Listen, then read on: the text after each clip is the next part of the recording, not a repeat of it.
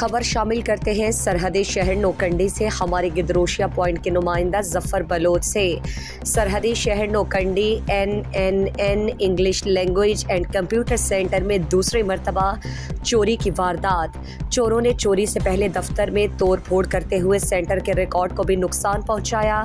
نوکنڈی انتظامیہ تعلیم دشمن عناصر کے خلاف ایکشن لینے میں بے بس نظر آنے لگا۔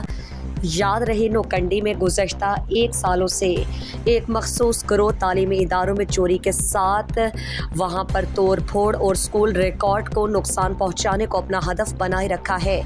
NNN سینٹر کے ساتھ گرلز مڈل اسکول کلی زور آباد، گرلز پرائمری اسکول مشرقی بازار غریب آباد اور دیگر علاقوں میں بھی ایسے واقعات وقتاً فوقتاً رونما ہوتے رہتے ہیں جن کے بارے میں نوکنڈی انتظامیہ کو آگاہ کیا جاتا رہا مگر کوئی ایکشن نظر نہیں آ سکا۔